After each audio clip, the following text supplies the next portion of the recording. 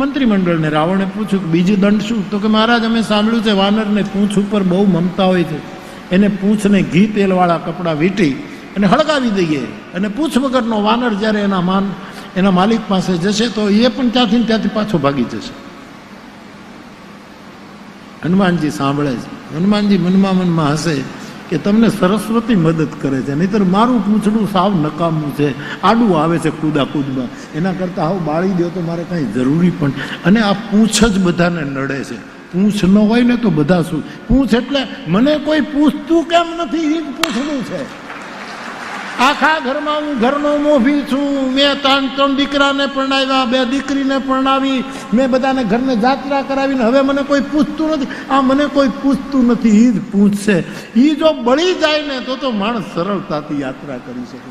પણ આ પૂંછ, આ અહંકાર, એ જ પૂછશે. અને હનુમાનજી આ લીલા દ્વારા બતાવ્યું કે આજે મારી કોઈક પૂંછ હોવી જોઈએ, મને કોઈક મહત્વ આપે, એ ભલે બાળી દે. અને સાહેબ આખી લંકામાં આગ લગાડી છે હનુમાનજી.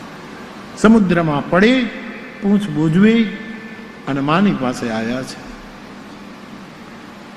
ચૂડામણી ઉતારી જાનકીજી આપ્યું. 1 મહિનાની મુદત છે હનુમાન, 1 મહિનામાં પ્રભુ નહીં આવે તો મને જીવતી નહીં મેળવી શકે.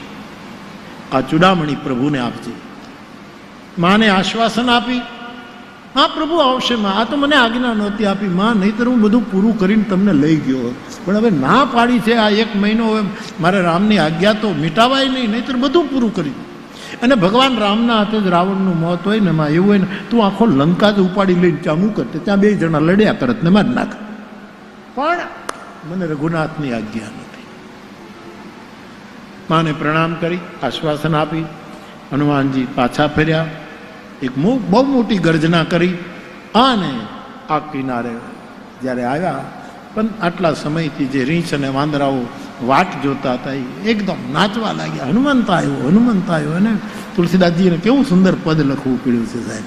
અને બધા ભેટ્યા છે. માના દર્શન કર્યા કે હા, આ માની પ્રસાદી જો પ્રભુના માટે એણે નિશાની આપી. બધા ચૂડામણીને પ્રણામ કરે. સુગ્રીવ પાસે જવા માટે મધુવનમાં જઈને ફળ ખાય છે. ત્યાંથી સુગ્રીવની પાસે ગયા. જામવંતે સુગ્રીવને કહ્યું, આ હનુમાને અમારા પ્રાણ બચાવ્યા છે. બધા રામ પાસે આવ્યા. હનુમંત ચરિત્ર રામને શ્રોતા બનાવીને જામવંતજીએ ત્યાં ગાયું. ફરી વખત હનુમાનજીને ભેટીને પ્રભુએ કહ્યું કે હનુમાન, તારા કરજામાંથી રઘુકુળ કોઈ દિવસ મુક્ત નહીં થઈ શકે. આનંદ થયો. હવે નિર્ણય લેવાયો કે વિલંબ શું કરીએ, આપણે જઈએ સમુદ્રને કિનારે પહોંચી જઈએ. આખી સેના સમુદ્રને કિનારે પહોંચી છે. વિભીષણ શરણાગત થયો. આ લોકો જે કહે છે ને વિભીષણે દગો દીધો ને છેલ્લી ઘડીએ ભાઈનો ત્યાગ કર્યો ને એને અનેક રીતે વિભીષણને ખાસ કરીને કહેવાતું બૌદ્ધિક જગત બીના વાલ્મીકી રામાયણ વાંચ્યા વગર વાતો કરે છે. વિભીષણના પાત્રને તમે વાલ્મીકીની આંખથી પ્લીઝ એક વખત જુઓ. આ માણસ પક્ષાંતર કરે ને દગો દઈને આને છોડીને ખરા ટાઈમે નીકળી જાય. વિભીષણે રાવણની સાથે જે વાતો કરી છે, કોઈ પ્રજ્ઞાવાન પુરુષ વાત કરે એવું એને પણ આજકાલ શું છે કે લોકો પોતાના કલ્પનથી રામાયણની વાતો એટલી બધી લખી નાખે છે. લખવું જોઈએ, શાખાઓ હોવી જોઈએ, કલ્પન હોવા જોઈએ, એની ના પણ મૂળિયો તો હોવું જોઈએ ને, એની શાખા પ્રશાખા હોય. હું બહુ સમજદારી અને જવાબદારી સાથે બોલી રહ્યો. વિભીષણનું પાત્ર 85 રામાયણની તો મેં તમને ઓલરેડી વાત કરી છે કે જેમાં મેં દર્શન કર્યું છે. વિભીષણ વૈષ્ણવ છે. તુલસીદાસજીએ તો એને 3 કહ્યું. વિભીષણને સજ્જન કહ્યું, વિભીષણને સાધુ કહ્યું, વિભીષણને સંત. એક જ માણસને 3 શબ્દો લાગુ પડે આવું પ્રમાણપત્ર વિભીષણને આપ્યું. વિભીષણ ભગવાનને શરણે આવે છે. અને કોણ આપણે રાજેશ્વરાનંદજી કહે છે, રાજેશ્વરાનંદજી કે રાવણને છોડીને આવ્યા એટલે વિભીષણ રામની પાસે આવ્યા ને ત્યારે કલંક લઈને આવ્યા. આજ સુધી કલંક ધોવાતું નથી કે એને દગો કર્યો. આવ્યા ત્યારે કલંક લઈને આવ્યા, ને વિભીષણ ગયા ત્યારે લંક લઈને ગયા, લંકાનું રાજ તિલક. આવ્યા ત્યારે કલંક અને રામને મળીને પાછા ગયા ત્યારે લંક. આટલો મોટો ફાયદો કલંકને લંકમાં ફેરવી નાખ્યો. રાજેશ્વરાનંદજી એની વાત છે, એને યાદ કરું તો મને એ દેખાય ને હું હળવો ફૂલ થઈ જાઉં કે આપણું નથી, આ કોઈક બીજાનું વક્તવ્ય છે એમ કહી દઉં. આનંદ થયો છે. વિભીષણે પ્રભુનું શરણ લીધું.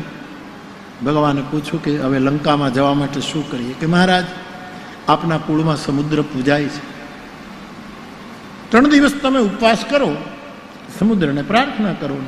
એ જો કોઈ આપણને રસ્તો બતાવે તો આપણે બળનો ઉપયોગ ન કરવો. પ્રભુને આ વાત ગમી. લક્ષ્મણજીને જરાક ન ગમ્યું કે મહારાજ આવી રીતે આપણે નહીં, તમે મને હુકમ કરો ને હમણાં સમુદ્રને ખતમ કરી નાખો, આપણે અહીં 3 દિવસ એની પાસે ભીખ માંગવાની. ભગવાને કહ્યું એમ જ કરશું, પણ આપણે આપણી મર્યાદા ન છોડાય. દર્ભ પાથરી રામ સમુદ્રને કિનારે બેઠા છે. 3 દિવસ પૂરા થયા પણ સમુદ્રએ નમતું ન લીધું. અને પછી ભગવાને લક્ષ્મણને કહ્યું કે લક્ષ્મણ, ધનુષ બાણ લાવ. મેં ઘણી વખત આપની પાસે ભગવાન રામ જ્યારે 3 દિવસ ઉપવાસ પર બેઠા ત્યારે ત્યાં કોઈ મકાન હતું કે ધનુષબાણ આમ ખીલીએ લટકાવી દીધા હશે? ધનુષબાણ તો બાજુમાં જ રામજી મૂક્યા હતા. એમાં એમણે લક્ષ્મણને કહ્યું કે લક્ષ્મણ, તું ધનુષબાણ લાવ.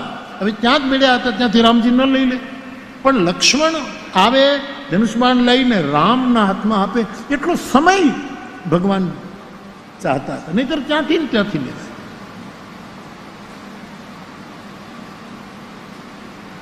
શું કામ?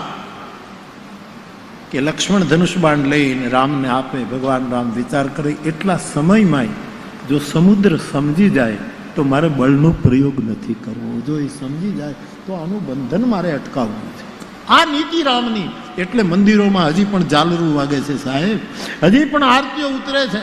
અમારા સાધુઓ હજી પણ એ ઠાકોરજીનું રામચંદ્ર કૃપાલું ભજમન ગાય અને હજી પણ આ પ્રસાદ વહેંચે છે. ભગવાને ધનુષ પર બાણ ચડાવ્યું. સમુદ્રમાં અગ્નિની જ્વાળાઓ જળચર ફળગવા માંડ્યા છે. બ્રાહ્મણનું રૂપ લઈને સાગર મોતીઓનો થાળ લઈ અને આવ્યો છે.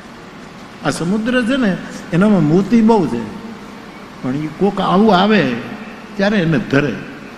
કાગબાપુના કલ્પનપુર કાગબાપુ એમ લખે છે,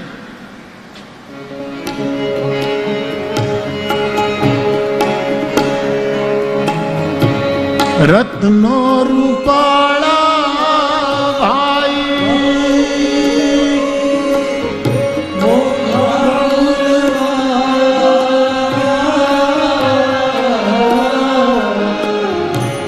રત્નો રૂપાળા ભાઈ મોઘા મૂલવાળા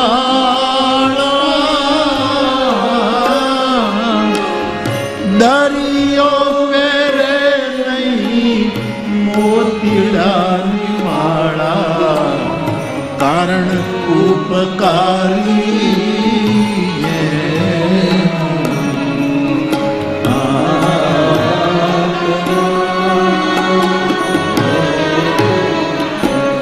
બ્રાહ્મણનું રૂપ લીધું. એનો અર્થ શું થાય? બ્રાહ્મણ અકિંચન હોય છે.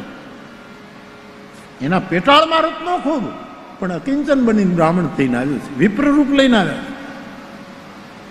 સાગર એટલો મોટો માણસ, ઉદાર માણસ, જેનું દરિયા જેવડી ઉદારતા હોય, પેટ હોય, એની પાસે રત્નો ઘણા હોય, પણ પોતે ન ઉપયોગ કરે. એ તો કોઈક શ્રેષ્ઠનું સન્માન કરવા માટે લઈ જાય. આ સાગર પણ છે. સાગર પણ કારણ કે ઉપકારી એનો આત્મા, એનો આત્મા. પરોપકારાય વહંતી નદ્યા પરોપકારાય વિભાતિ સૂર્ય. સુભાષિતકાર કહે પરોપકાર. રત્નોનો થાળ ભરી અને સમુદ્ર આવે છે બ્રાહ્મણના રૂપમાં અને ભગવાનને કહે છે, મહારાજ તમે મને હળગાવી દેશો તો અસંખ્ય પ્રાણીઓનો નાશ થશે,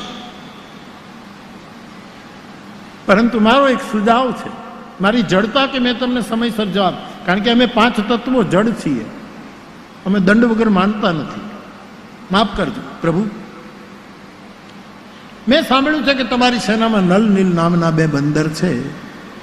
એને બચપણમાં ઋષિનો આશીર્વાદ મળ્યો છે કે તમારા હાથે પથ્થર. આ નલ નીલ છે ને એક ઋષિના આશ્રમમાં રહેતા.